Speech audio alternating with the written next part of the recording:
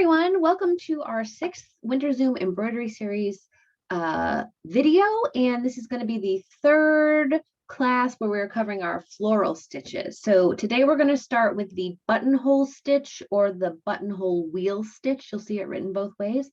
For those of you that have experience with embroidery, this is basically just the blanket stitch worked in a circle. It's one of my favorite flower stitches.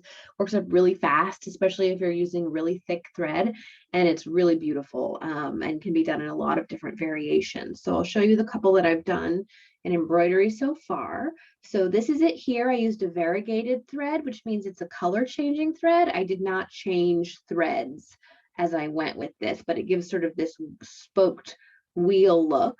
And I used one of our weaving stitches, a basic weaving stitch in the center of this one. Here it is sort of a side view of a flower, so it does not have to be worked in a full circle.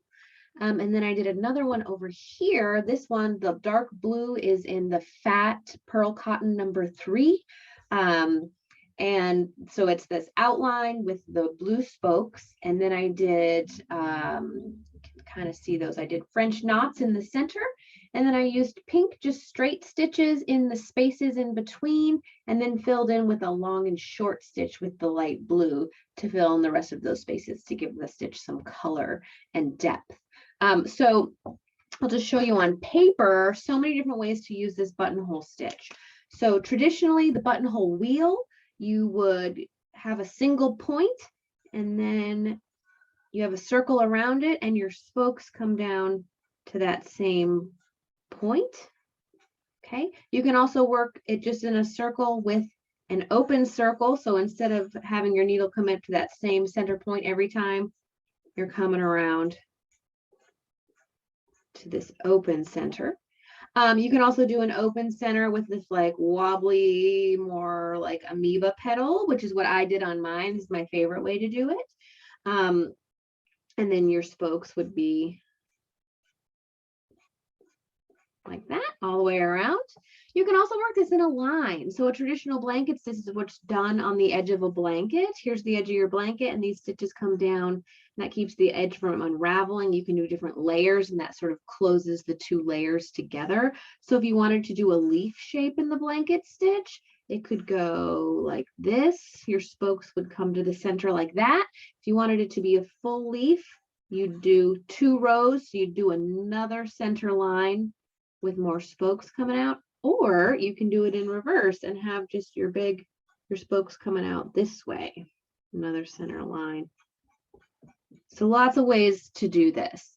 Oh, and if you wanted to do that sort of side view of a flower, you would just draw your shape, and your spokes would come down to that center point, just like in the wheel, but like that. So I am going to do this one here on my fabric. So let's go ahead and get started with that. And like I said, this works with any thread. The thicker you use, the fatter your flower will be, the quicker it will work up.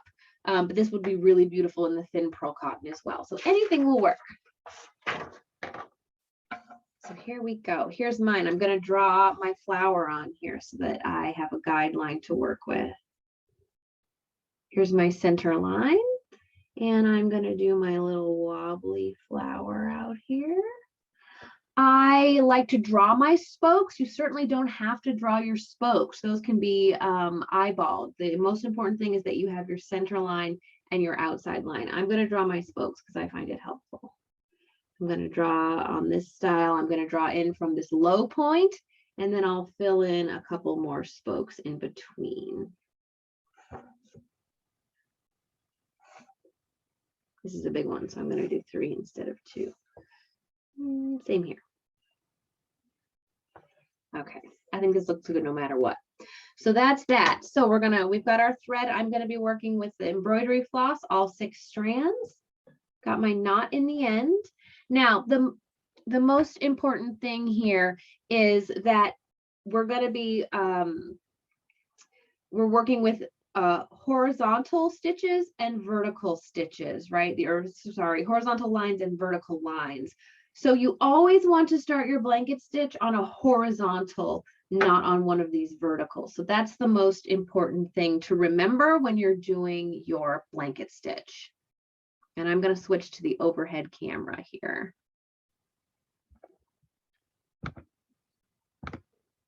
Perfect.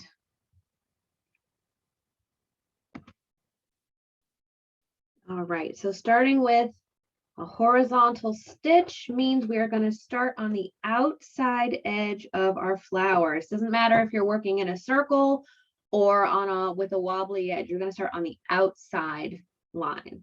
You can come up at the end of any of your spokes, doesn't matter which, just pick a starting point.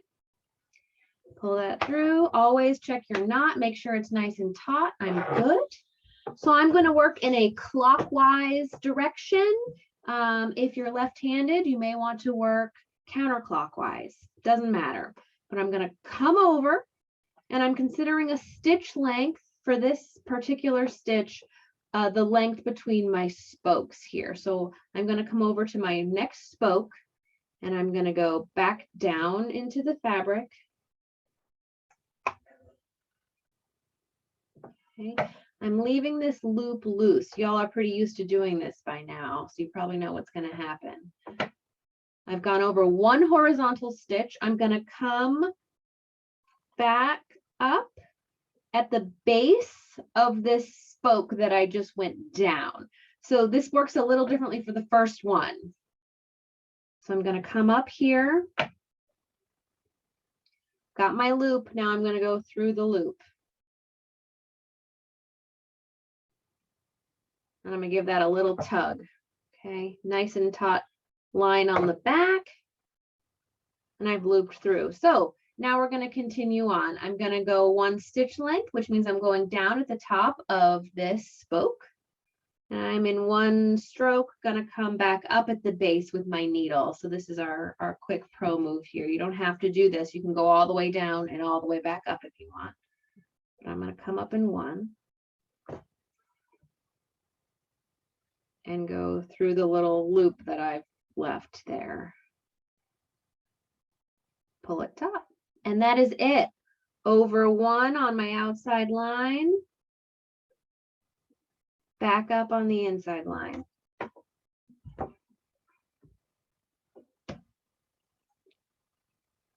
Leave my loop.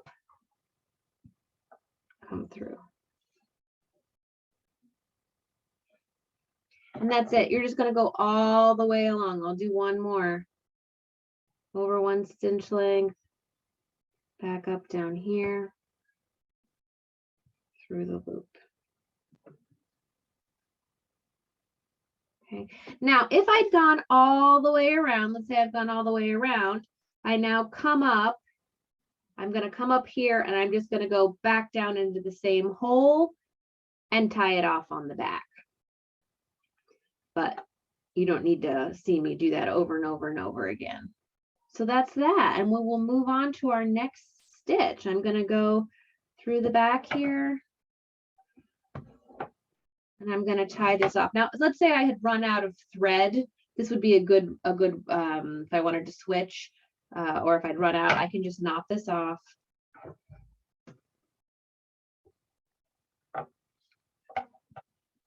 And then if I wanted to start a new one, at this point, I could come up here and start on the horizontal and just tuck my needle under my stitch and keep going along. But we're going to move on to our next stitch. So that was the buttonhole or the buttonhole wheel. Our next stitch is called the fishbone, and this makes a really nice, elegant leaf shape.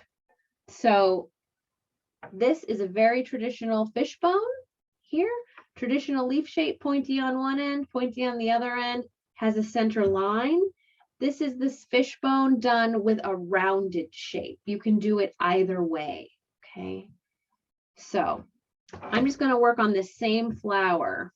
And I'm going to draw in a stem. Say we'll do a little curvy stem, why not? And I'm going to do a traditional leaf shape here. And you always want to have a center line to follow, even if the outside of your leaf is not symmetrical. Maybe one side goes really fat and one side is skinny, it doesn't matter. So I'm going to work here and here, and here's my center line that I always want to follow. Okay, and this this stitch is also going to work really well with any type of thread. I'm going to use the pearl cotton 3, the fatter pearl cotton, so that you can see it. I think this one looks really nice in a thin thread because it just, there's like a very simple elegance to it when it's done well, and that a nice thin thread, you get a very clear center line, and it's quite beautiful.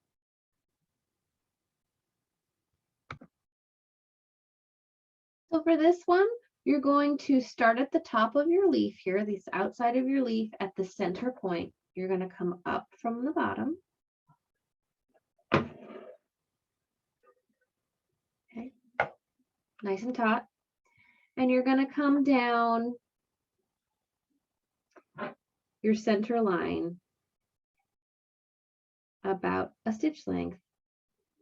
I like to start mine about a 1.5 stitch length on this first one. It's just me. And again, a stitch length is just a stitch that you're choosing, really, what that means.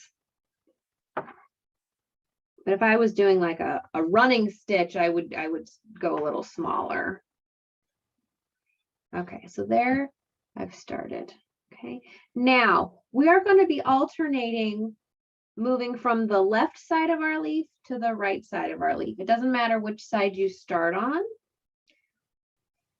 as long as you alternate. I'm going to start on the left, and I'm going to come up on my drawn line right next to where I started before.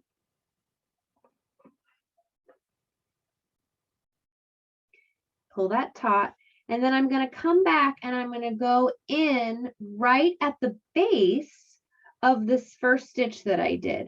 It's really important for the look of this stitch that you try to stay on the line that you drew and really go in right behind your previous stitch. You don't want to leave a gap here. If you go in and you leave a gap between the end of your stitch and your needle, it's going to show. So you really want to keep this one tight in the middle. So that was left side of my leaf, back to the center line. I'm going to come now up at the right side, following my outside line, this curve. Pull it up, and again, same thing. I'm now going to come back to my center line, and I want to go in right behind my previous stitch.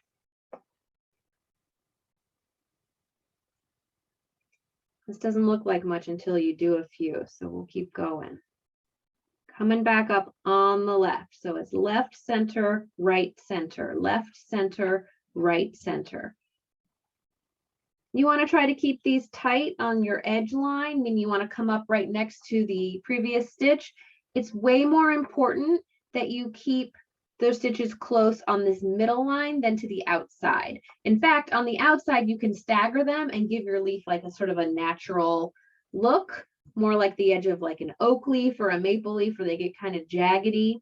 So that's an aesthetic choice, but having this sort of center vein of your leaf nice and tight will be important. So now I'm back on the right, back to the center. My fabric's getting a little loose here, sorry.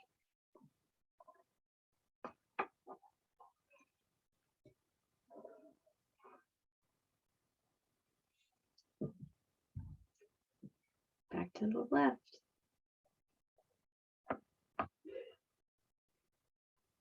Back to the center.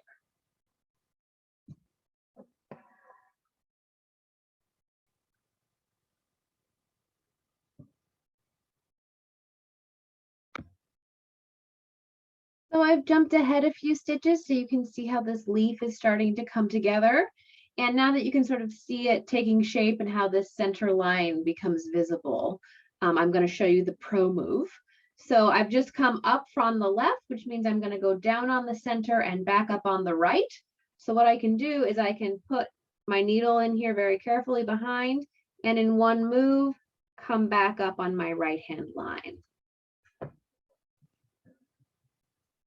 Okay, Same thing going the other direction. I'm going to put my needle down on my center line and have it just come up on the left in one.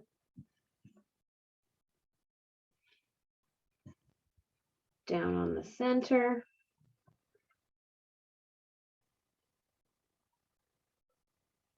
Up on the left.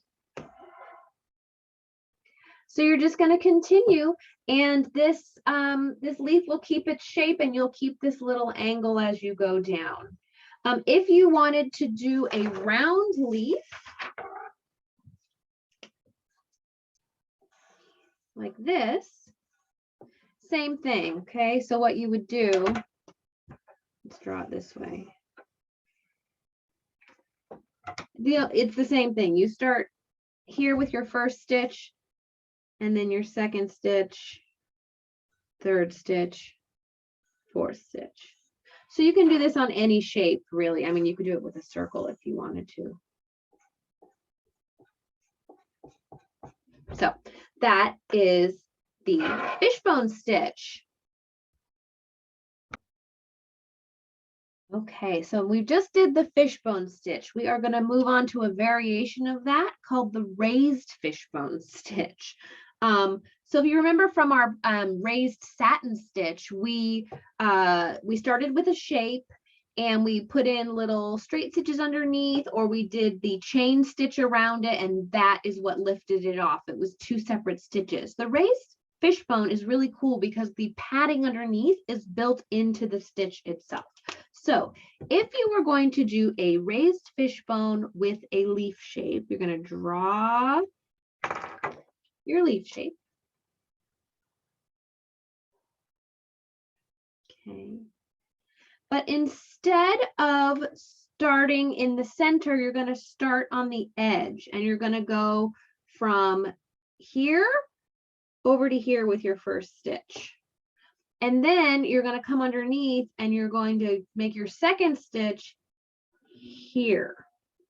And then you're going to come here, and then you're going to come here, and you're going to come here, and you're going to come here. So you're following along the edge of your leaf. You still start at the top, but as you do this back and forth, this bottom part is getting covered up by the stitches that follow, and these become the padding underneath. And instead of the fishbone, which is stitches coming together like this, in the raised fishbone, your stitches come together like this, which will make more sense once we start doing it. But we are going to get super fancy, and we're going to do the raised fishbone with two colors. So we're going to have two needles going at once. Okay. And you're going to keep one color going on one side and the other color going on the other. So I've got needle A is going to be working in pink.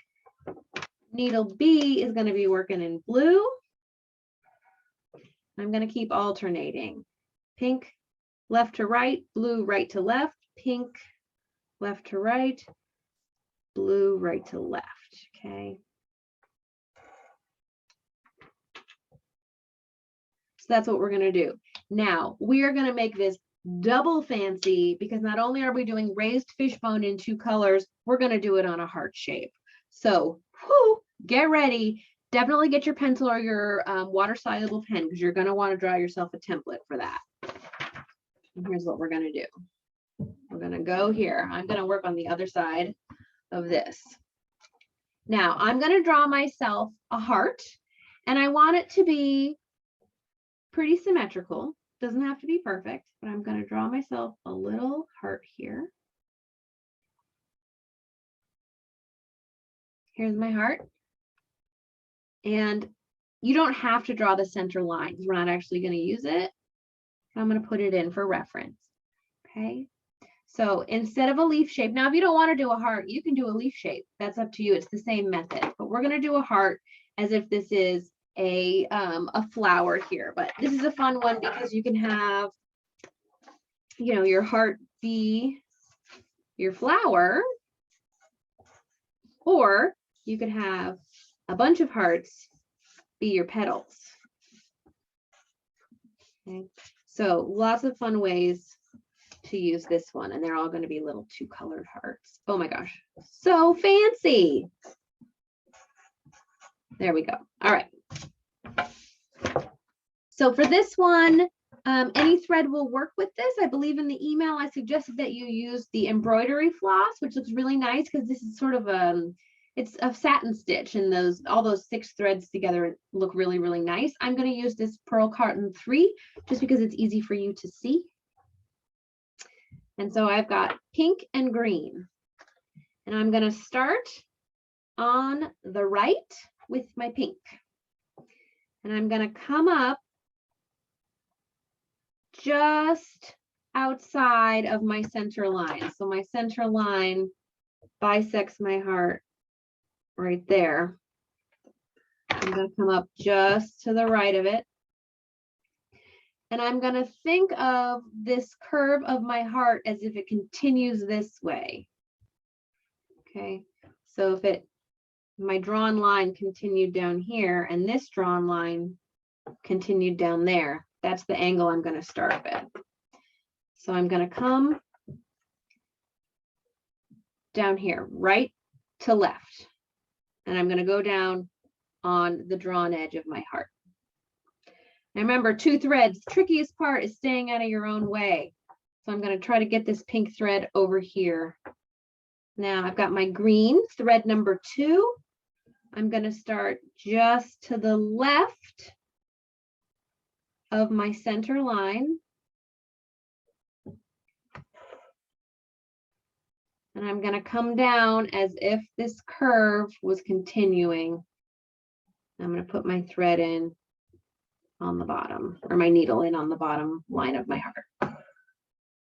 Okay, so that's my start. Check the back. My knots are next to each other, but there's a little space between them. Okay, so I started with pink, then I went to green. Now I'm going to keep my green needle out of my way. Coming back to pink. Remember, your first one always goes from right to left, and I'm going to go around the top of my heart this way. So I'm going to come up right next to, I'll get this out of the way so you can see. I'm going to come up right next to where my pink thread came up before.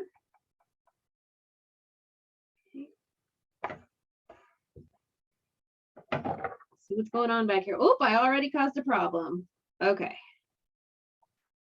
This is why it's tricky. It'll get less tricky as we get going, but right now I want to make sure I'm not all, oh my gosh, look what I did. I went right through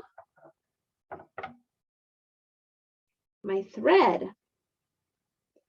So I'm actually going to cheat and fix this with scissors because it's behind my knot, so it's okay. Okay. Pull that top, pull that top. Get this knot out of the way.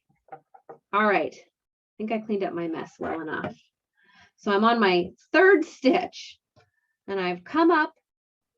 Pink has come up next to where my first pink stitch came up, and I'm going to go down right next to where my first one went down.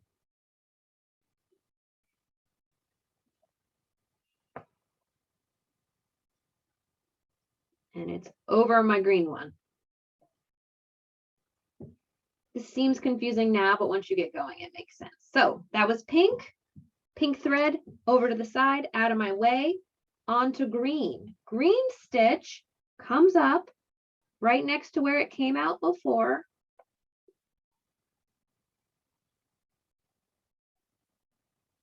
There we go.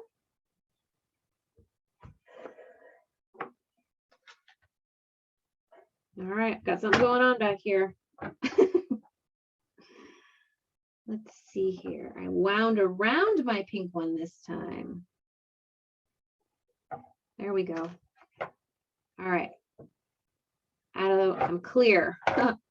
Now I came up next to where my green one came out. I'm going to go right next to where my green one went in last time.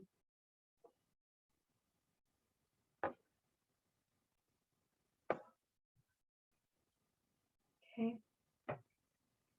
Going to try to keep my green thread out of my way over here. Grabbing the pink one. coming up here. I'm going to get smart and I'm going to check before I do anything. I'm out of the way. Okay, going back down right next to it.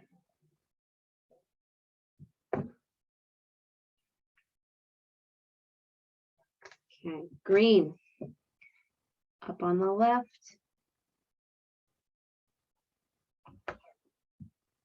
Down on the right.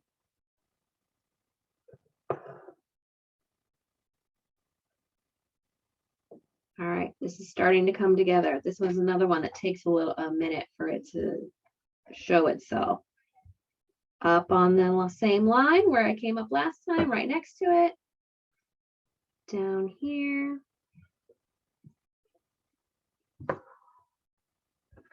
Okay, moving right along now. Up on the line. So this one's kind of funny when you're doing a heart shape because these sort of stack on top of each other because of the angle, whereas down here they're in a nice row. As this starts to get further along, it's going to even itself out. Here we go.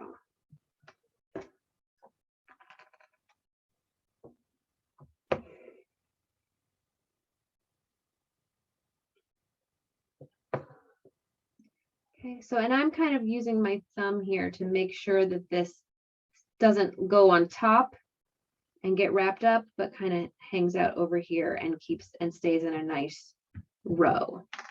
Let's do a couple more. Following that line. I drew a diagram in the handout that I emailed to you. So if you're confused about the direction to go on the heart, there is a diagram with arrows on it that will help you remember when you're doing this on your own. Now I haven't turned this over to see what's going on in the back, so it may be a surprise to me when I turn this over. I may have a big fat mess over there. So a smarter person would be checking after every stitch. But you can see here now when you get close what I meant by these sort of interweaving to make this nice center line. Okay, so you're just going to keep going all the way around, and this will make a completed heart for you that looks just like this. So on this one, I decided after I completed it to add these little this little point at the end, so it was maybe more like a tulip shape, and you could come in here and you could add with your satin stitch. You could give it a little center if you wanted. So this one I did a traditional rounded heart shape, and this one I added the point. So again, there's room for creativity with this one as well. But that's how it works. So that's what I've got for you today. We've got our buttonhole/buttonhole wheel. We've got our fishbone, which is here and here, and then our raised fishbone, which has the built-in padding underneath from having those stitches go over on top of each other. And yeah, that's it. So have fun, and I will see you next time.